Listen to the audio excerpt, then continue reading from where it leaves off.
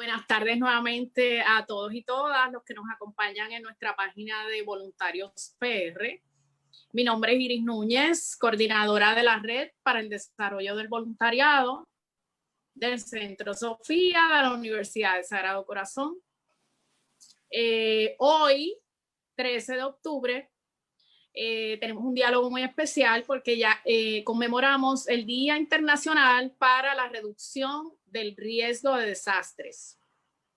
La Asamblea General de la Organización de las Naciones Unidas decidió designar este día con el propósito de concienciar a los gobiernos y a la opinión pública para que tomen medidas encaminadas a minimizar los riesgos de desastres en las comunidades y en los países.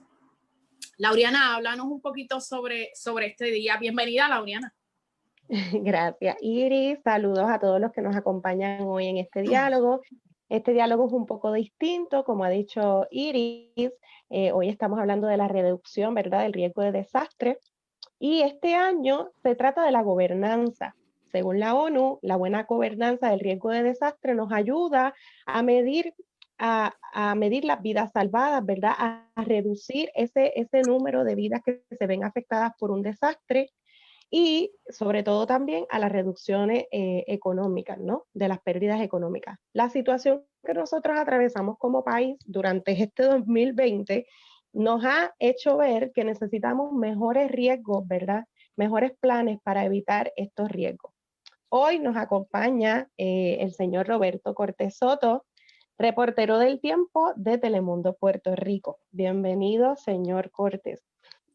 Buenas tardes, ¿cómo están ustedes? ¿Qué tal? Un placer para mí estar aquí. Muy bien, y gracias por acompañarnos. Gracias. No, gracias por la invitación. Pues, Roberto, le queremos preguntar, basado en su experiencia, ¿cómo podemos diseñar un plan para reducir los riesgos ante desastres como huracanes y terremotos, especialmente en las comunidades vulnerables de nuestro país, ¿verdad?, que son muchas? Bueno, y sí, la contestación a esa pregunta no es muy sencilla. Siempre me parece que miramos hacia el ciudadano común para tratar de que sean quienes los que resuelvan este tipo de problemas. Pero es un problema bastante complejo, de mucho tiempo, donde hemos visto que por décadas pues, se han tomado las decisiones que no son las mejores. Y me refiero específicamente a infraestructura, donde se construyen áreas urbanizadas. Y entonces le hemos dado tanto valor a lo que es el área costera, que la explosión de ciudadanos residiendo en la orilla del mar, pues también ha aumentado dramáticamente. Así que tenemos muchas áreas urbanizadas construidas donde no se debió haber construido. Tenemos mucha más gente viviendo a la orilla del mar. Y entonces estos son valores que suman cuando tenemos un evento como un desastre natural. Un desastre natural es inevitable. Vamos a tener huracanes, vamos a tener fuertes lluvias, vamos a tener inundaciones. Pero si a eso le sumamos que el área donde residimos es en la cuenca de un río, pues esto va a multiplicar las pérdidas y el riesgo para el ser humano, para el ciudadano. Si le sumamos que mucha más gente vive ahora en la orilla de las playas comparado con hace 40, 50 años, cuando venga un huracán, pues tenemos problemas similares. Cuando vemos que hay un crecimiento desmedido de residencias a lo largo de las montañas de nuestra isla, y ocurren eventos como terremotos, están más sujetos a deslizamiento de terreno, etc. Así que lo que hemos visto es un aumento desmedido de dónde vivimos, cómo lo hacemos, construimos donde yo quiero, hago la construcción que sea artesanal, no me dejo llevar por los requerimientos gubernamental para que tengan la energía y la estructura sea lo suficientemente fuerte para aguantar un huracán, para aguantar un terremoto, y entonces vemos este tipo de problemas. Y obviamente en ese momento decimos, oiga, ¿qué usted puede hacer para mitigar daños en un terremoto? Yo, pues no creo que muchos, si estoy viviendo en un sitio donde estoy sujeto a ese tipo de deslizamiento de terreno, etcétera. Mire, ¿qué podemos hacer para los huracanes? De hecho, aquí cuando pasó el huracán Hugo en 1989, que fue un evento extraordinario porque hacía 33 años no pasaba un huracán sobre Puerto Rico, pues se quedaron mucha gente que tenían apartamentos, se quedaron sin seguro, porque las aseguradoras decidieron que no iban a asegurarlo. Eventualmente eso volvió a la normalidad, etcétera, pero ese tipo de riesgo está ahí y yo creo que se le va de la mano al ciudadano. A quien no le gusta vivir en la orilla del mar, eso es espectacular, pero uno tiene que tomar como estas medidas cautelares y decir, pues fíjate, yo ahí no, yo creo que no, pero me gusta el sitio, pero voy a vivir un poquito más tierra adentro, donde yo me pueda proteger de un evento, de un tsunami, donde me pueda proteger de la marejada ciclónica. Y diariamente lo que hemos visto, y esto no es solo de Puerto Rico, esto es a nivel global, es un cambio climático que ha llevado un montón de cambios en el comportamiento de los mares, de las mareas, etcétera. En la Florida viven muchos problemas ya. En Miami de inundaciones costeras producto de la marea, no de marejadas. Viene la marea rey, el King Tide le llaman, y está entrando bastante en Miami Beach, en otros sectores porque son bien bajitos. Y lo que han visto, pues, este cambio climático que se supone un aumento. Nosotros en Puerto Rico, pues, es bien difícil decirle a la gente, mira, hay un cambio climático porque se están derritiendo los polos. Y dice, bueno, donde yo estoy viviendo está lo más bien. Aquí, sí, pero aquí estamos viendo mucho calor y estamos viendo eventos de sequías que son más recurrentes, porque siempre ha habido sequías, es cierto, pero yo le diría que son más recurrentes, tan recurrentes como un año sí, un año no. Este año es un año extraordinario de lluvias, la cantidad de lluvia en San Juan tiene un pie, más de un pie, más de 12 pulgadas sobre lo normal, y aún así tuvimos sequía, tuvimos problemas con abastos de agua. Y ese tipo de cosas pues van a seguir aumentando y entonces pues nosotros debemos trabajar en la dirección de cómo vamos a proteger nuestro hogar y nuestro entorno, cómo nosotros vamos a proteger nuestro vecindario. Y ahí entonces se torna un poco más complicado porque no todo el mundo tiene el presupuesto. Yo te puedo sugerir, mira, vamos a empezar por usar carros que sean eléctricos. Pues no son muy fáciles de adquirir. Vamos a utilizar placas solares, no son muy económicas. Y entonces, aunque ese sería el paso, esa sería la dirección al que vive en un lugar más o menos seguro, porque por lo menos el impacto de un deslizamiento sería menor o de una inundación sería menor, siempre vamos a estar sujetos a esos desastres naturales y hay que tratar de aprender a vivir con ellos y estar lo mejor preparados para enfrentarlos. Nosotros vemos en las noticias de otros países lo rápido que se recuperan, porque las dependencias no son tan severas o significativas como nosotros. Nosotros tenemos unas necesidades mayores y esas necesidades requiere que nos traigan todo, que nos traigan la comida, que nos traigan lo que consumimos, porque obviamente al pasar de los años, pues la agricultura pasa a un segundo plano y las tierras donde se sembraba, ahora hay urbanizaciones, entonces no tenemos dónde sembrar, pero sí hay la oportunidad todavía de hacerlo, todavía hay mucha tierra. Puerto Rico tiene ahora mismo más bosques de los que tuvo en el siglo XIX. Cuando aquí empezaron en el siglo XVIII a la siembra de caña y de café, la deforestación fue extraordinaria Y en aquella época el porciento, y no te lo digo yo porque me lo estoy inventando, o sea, eso está en estudios, la cantidad de bosques hoy día es mayor que en aquella época, porque en aquella época se deforestó hasta el yunque para provocar, para obtener tierra y sembrar. Vieques era una isla completa de caña de azúcar en aquella época, aún con lo seco que es. Pero lo que te quiero llevar es cómo nosotros podemos dejar de ser tan dependientes de algunas situaciones para tratar de ser un poco más proactivos en el aspecto de que nosotros nos podemos mantener y aunque tengamos un evento, no pasamos hambre, porque así es que se hace, así es que lo logran hacer en otros sitios, aun cuando sean islas y no sean grandes, como es el caso nuestro, que somos pequeñitos. Muy bien, Laura. Eso me lleva a pensar, ante la respuesta, ¿verdad?, del evento tan reciente de los terremotos, vimos cómo la reacción de un pueblo entero fue la que empezó a alivianar un poquito, ¿verdad?, el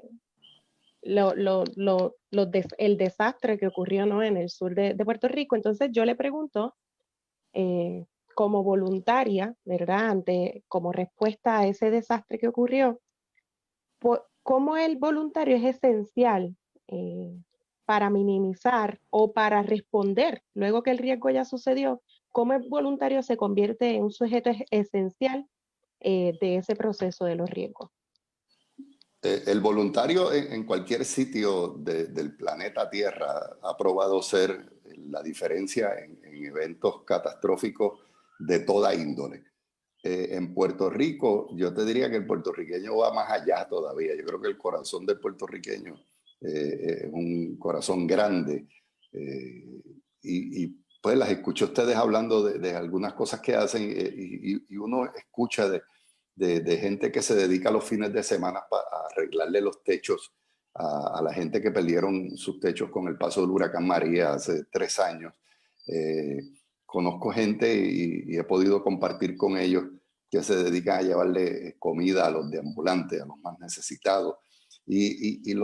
Las historias son extraordinarias. O sea, hay una gente con unos corazones que uno dice, wow, esa persona es espectacular. O sea, esa persona ha logrado hacer un grupo y ese grupo se sostiene y hacen todo lo posible por ayudar a otros.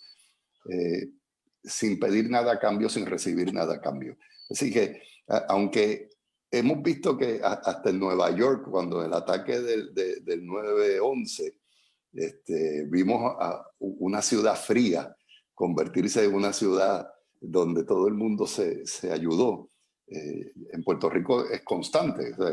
Pues mencionaste los terremotos, pero aquí pasan situaciones todo el tiempo y todo el tiempo salen voluntarios y todo el tiempo la gente se preocupa por su vecino. De hecho, en nuestros campos vive la mejor gente del mundo, porque yo chincharreaba por ahí bastante a menudo y tú te das cuenta cómo la gente te abre las casas, y no porque sea yo, o sea, le abre la casa a cualquiera y le hace un café y llévese esto y que saque ahí unos plátanos y llévese la yautía no, o sea, que comparten lo que tienen. No tienen mucho, pero tienen para dar. Pero lo tienen. Y sí, y el voluntariado definitivamente es la verdadera herramienta que tenemos para poder seguir adelante, porque como te dije inicialmente, no podemos depender del gobierno central para que me resuelva mis problemas.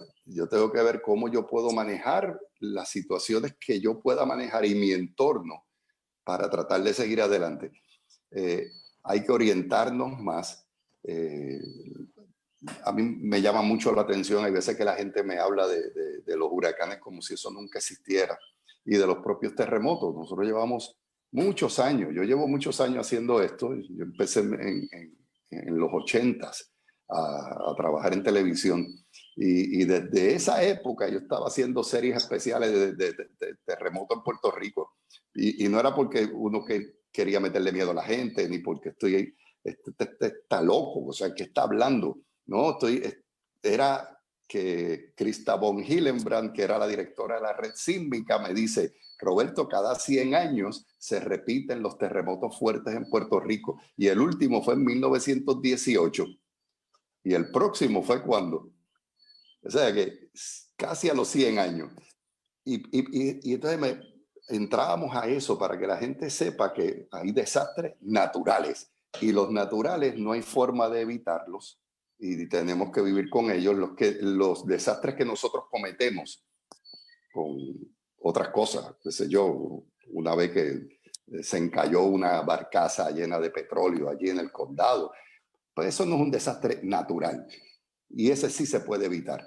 Pero lo que es un terremoto, lo que es un huracán, un deslizamiento de terreno, fuegos, son cosas naturales y nosotros tenemos que aprender a vivir en un lugar donde podamos resistir esto, que nuestra casa aguante un huracán, que nuestra casa no esté en un sitio inundable, ni esté en una pendiente, una halda, como dicen en el campo, que si hay un terremoto grande pierdo mi casa, y que mi casa esté construida bajo las normas. Y podemos entonces tener la capacidad de poder seguir adelante. Pero si no hacemos estas cositas básicas, no vamos a estar listos cuando ocurren estos desastres. Y eso va a significar más trabajo para nuestros voluntarios, porque entonces obviamente más gente se afecta, más repetitivo, y vuelve otra vez las mismas situaciones y no logramos como salir del hoyo donde nos metemos cuando esas cosas nos afectan. Roberto, y por último, ¿qué consejos tú nos darías, verdad, a todos, según pasado tu experiencia, a las comunidades vulnerables, que ya sabemos pues que son muchas en nuestro país, cuando debemos de prepararnos, ¿verdad?, de antemano para pues, vivimos en una isla, pues para cuando venga el próximo huracán, las próximas lluvias torrenciales, porque a veces caen unas lluvias torrenciales que no son huracán y se inunda el expreso, se inunda las urbanizaciones y todo eso, que pues unos hints, unos consejos para poder bregar con la situación en esos momentos. Bueno, no hay forma de que le podamos avisar con mucho tiempo de anticipación cuán severo puede ser un evento. Por ejemplo, pues la experiencia me dice que si se pronostican 10 pulgadas de lluvia en Puerto Rico, eso significa serios problemas de inundaciones. ¿Dónde? Difícil decirte exactamente. Sí podemos tratar de utilizar algunos modelos de computadora, pero eso no son exactos, que te dicen más o menos dónde puede ocurrir la lluvia más fuerte, otros comportamientos que vemos, por donde está moviéndose, por donde viene, etc. Pero el lugar exacto no. A veces encontramos gente que por alguna razón pues, no entiende que la meteorología es una ciencia bastante inexacta, y lo que se pretende es que con el análisis poderle llevar un mensaje de prevención. A veces lo hacemos correcto y a veces no, pero nunca con el fin de que yo me vaya a mi casa y me acueste riéndome porque usted se asustó porque yo le dije que iba a llover y no llovió. Eso no es así. O sea, lo que yo quiero es que la gente pues se prepare y que se proteja. Y eso es lo mismo que quieren todas las compañeras y compañeros que hacemos este trabajo. O sea, hay gente que dice, no, porque Ada, no, porque Débora, no. Ellas son mis amigas desde hace muchos años, comparto este trabajo con ellas y estamos claros que lo que se pretende es que la gente esté protegida y preparada. Que no salió el pronóstico, mejor. Yo me siento mejor que usted me diga, dijiste que va a caer 10 pulgadas de lluvia y cayeron 2. Gracias a Dios. O a que me diga, dijiste que iban a caer 10 y cayeron 15. Y entonces ya los problemas fueron mayores. Okay. Aún así, y hago este cuento para iniciar, en las últimas 10, 12 semanas, 14 semanas, hemos visto un día hubo unas inundaciones tremendas en la zona metropolitana. No hubo más lluvias en ningún otro sitio. Varios días después se inundó Arecibo. No se inundó San Juan, no, Arecibo. Tiempito después, días después, se inundó Utuado en eventos que son localizados. Y aunque sí yo te puedo decir, mira, va a llover en el interior, a veces no puedo decirte cuánto va a llover. Entonces, ahí entra al ciudadano, a nosotros, tomar las decisiones correctas. Es difícil mudarnos. Es difícil mudarnos de Puerto Nuevo. Es difícil mudarnos de la urbanización de Yauco, que está en la orilla del río y se inunda cada vez que crece. Se me escapa el nombre ahora. Y como esa hay muchas áreas. Arecibo tiene un montón de áreas inundables. Es difícil, pero sí podemos prepararnos para movernos de allí a tiempo y protegernos nosotros y no evitarlo. Históricamente hemos visto cómo pues, gente que se resiste. No, yo no me voy de aquí y después hay que irlos a rescatar en medio de un huracán. Ese tipo de cosas son las cositas que no podemos permitir que pasen. Tenemos que permitir que las cosas sucedan como van a suceder, pero nosotros protegernos, porque no podemos evitarlo. Y lo mismo con situaciones de terremotos, y lo mismo con situaciones de fuegos de áreas secas, que en el sur de Puerto Rico son bastante comunes. Todo ese tipo de eventos nosotros tenemos que aprender a visualizar el peligro y a tomar las debidas precauciones. No voy a cruzar áreas inundadas porque me lo han dicho miles de veces.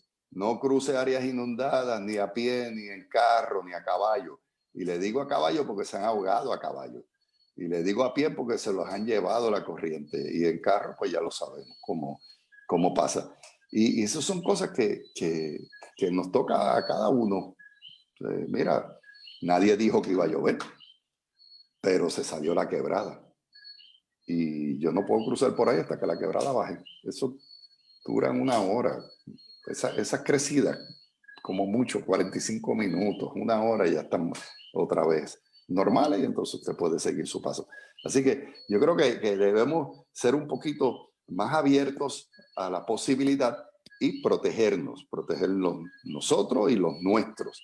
Y pues ahora con tanto teléfono que la gente se entretiene jugando bobería, pues se pone ahí a jugar alguna cosita ahí en lo que la quebrada pasa. Y entonces sigue su camino y porque en su casa lo están esperando. Muy bien. Pues gracias, Roberto, por esos consejos y qué bueno que nos ayudas a nosotros en la red para el desarrollo del voluntariado a difundir este mensaje que es tan importante y que aunque vivimos en una isla, pues todos necesitamos esos reminders para protegernos y estar tranquilos con nuestra familia. ¿Algún mensajito final? No quiero dejar sin mencionar, tenga cuidado. Ahorita me las eché diciendo que llevo 30 y pico de años ya de viejo haciendo esto.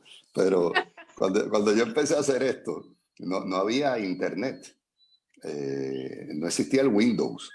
Así que si yo quería un mapa, que los mapitas eran de muy baja resolución, Puerto Rico era un puntito. Yo tenía que se usaba el sistema operativo DOS, que usted escribía una monserga de letras y números y se aseguraba que no lo escribiera mal, porque si no, no bajaba lo que usted quería. Y entonces yo me iba y hacía otra cosa. Yo era reportero en esa época también de noticias, eso era en Tele 11, y dejaba un mapita haciendo, iba y editaba una historia y viraba para atrás y ponía otro mapita y así era que yo bajaba los mapas y hacía. Y entonces obtener información era bien difícil. Hoy día la información llega sin yo pedirla. O sea, la gente tiene teléfonos inteligentes donde llegan cosas que no pedimos y que no entendemos. Entonces, hay mucha gente que son meteorólogos de internet y hay mucha gente que pues que tienen buena intención, pero hay otros que no tienen la delicadeza de llevar esa información y entonces hay muchas dudas. Y entonces la gente comienza a decir, no, que dijeron que iba a pasar esto, ¿quién dijo que iba a pasar eso? No, solo dijeron en las redes, no, que lo dijeron en Facebook, no, con lo que lo dijo Super Huracán 29, porque se pone un nombre de huracán o de lo que sea. Y hay que tener cuidado. Y lo que le traigo con esto es, o sea, que usted tenga acceso a una información, como podemos buscarla ahora. Yo puedo decir COVID-19 y leo, y ya yo soy un médico, ¿no? Usted no es un médico. Usted leyó un poquito ahí y usted vio unas cositas de un modelo de computadora que sugiere que va a pasar un huracán por Puerto Rico en 12 días. Mire, eso no es cierto. No tire eso, porque entonces la gente piensa, en 12 días va a haber un huracán. ¿Dónde estuvo el huracán? Nunca llegó el huracán. Porque eso es así. Y ese tipo de cosas, hay que tener cuidado de lo que lee y de dónde lo lee. Si usted tiene dudas si el super huracán puertorriqueño sabe lo que está haciendo, pues busque información del Centro Nacional de Huracanes, busque a Telemundo, busque a Ada Monzón, busque a Débora Martorell, busque a Elizabeth Robaina, porque son gente que se dedican a algo y saben de lo que están hablando. Así que así nos aseguramos que vamos a estar bien informados. Yo prefiero que me busque a mí, pero no tengo problema después que esté con la gente que debe estar. Muy bien, pues muchas gracias nuevamente. Vamos a dar unos saluditos que hay personas conectadas en el Face. Luz, Milagro, Carmen Martínez, William Maisonet, Frances Rodríguez. Hay muchos estudiantes nuestros de Sagrado que están conectados. Muchos saludos. Carmen Morales, Ferdinand Reyes, Génesis, la hermana Madeline Ortiz, que es la directora del Centro de Sofía de la Universidad de Sagrado Corazón. Saludos, hermana. Neisha Murphy, Aida Rodríguez y a todas las demás personas que se conectaron, pues esperemos que podamos usar todos esos hints para mitigar, ¿verdad?, los riesgos en desastres. Antes de irnos, para cerrar, vamos a leer una cita que dice: de nada sirve al hombre lamentarse de los tiempos en que vive. Lo único bueno que puede hacer es intentar mejorarlos, dice Thomas Carl. Así que gracias por acompañarnos y recuerden que este virus lo paramos con solidaridad.